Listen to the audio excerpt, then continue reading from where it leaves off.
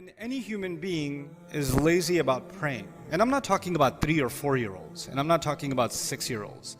I'm talking about children that are now cognitive, they can ask intelligent questions, they're smart, you guys can, the dad and the son or the daughter can play the same level video game, they can watch the same TV show, so they're at an ability where they can comprehend things at a higher level. They have some of the same interests that you have. If you're watching a game on TV, they're watching it with you, right? So they're not, at some things, they're at the same intellectual capacity as you. Of course, they're children, their brains haven't fully developed yet, but they're still lesser. But at some level, they have become intelligent beings. And they're now, demonstrating their ability to make their own choices and to think for themselves and to ask intelligent questions. So, for those of you young men and women that are sitting in the audience, and I'm not going to call you children, I'll call you young men and women, let me just pretend that your dad is talking to you, or your mom is talking to you in this khutbah. I'm going to pretend I'm talking to my own kid while I'm giving this khutbah. And I'm not on a mimbar, I'm sitting at home just having a chat with my child. And how do I tell them to pray? The first thing I want to start by saying is there was a time, my dear, that I didn't know you, and you were not relevant to me. You didn't exist, I didn't care about you, never thought about you, you were nothing to me. Lam yakun shay'an madhkura. Quran says there was a time in the life of a human being where he was not remembered at all. And including me, I didn't remember you, I didn't know what your name was going to be, I didn't love you at all because you were zero to me, nothing to me. But then all of a sudden you came in my life. And even when I found out that your mom is going to give you birth while she was holding you in her belly, and even the mom, I used to wonder what you're going to be like, but I had no idea. I had no clue. Part of me was scared you'd be like me, but I had no idea what you would be like. And even as you were growing up, when you were a baby, I still didn't really know you. I knew that you need to be fed and sometimes you smell really bad. Other than that, I didn't know much about you. I had to clean you and feed you, but I didn't know much about you. And now that you're growing up and we can talk and communicate now, and you're going to school and we live in the same house, I just want you to know that this relationship wasn't always there. And I also want you to know that this relationship will not always be there. We have very little time together. We don't have a lot of time together. And very soon, you're going to become an adult. You're on the way to becoming an adult. It's not very far away. In fact, when you were a baby till now, feels like a month. Like blink my eyes and you became this thing.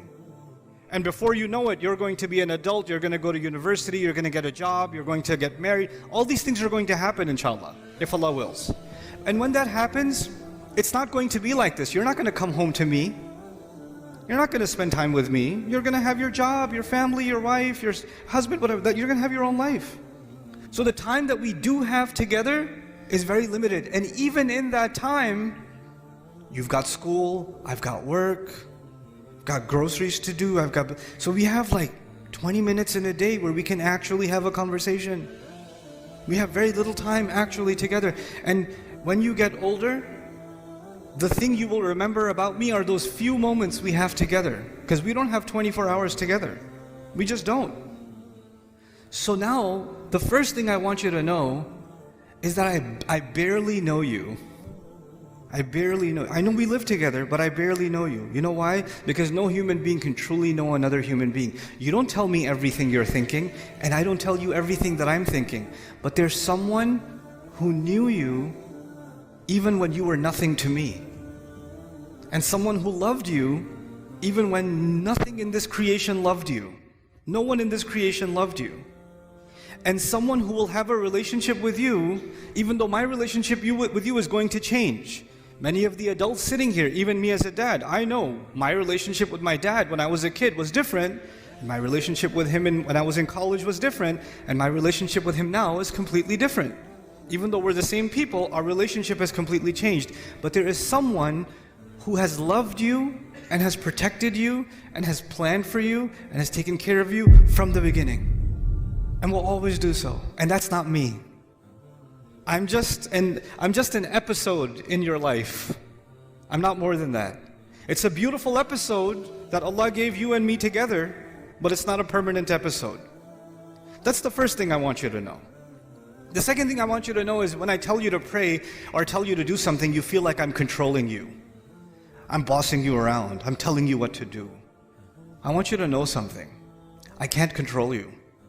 I can give you advice. I can be strict with you sometimes. That's true.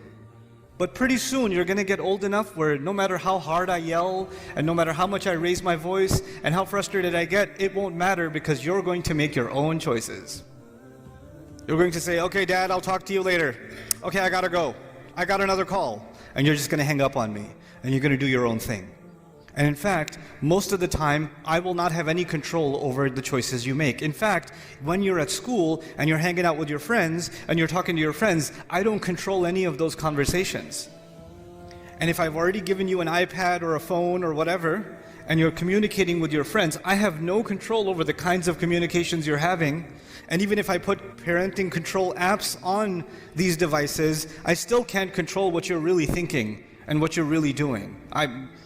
I can have some control, but I have very limited control. But there's someone who controlled every cell in your body, who controlled the microscopic fluid that you were, that made it inside the womb of your mother, that controlled the genetic sequence with which you would be created, the color of your skin, the way your hair looks, your eyes, the way your mind works, how tall and short you were going to... He controlled everything.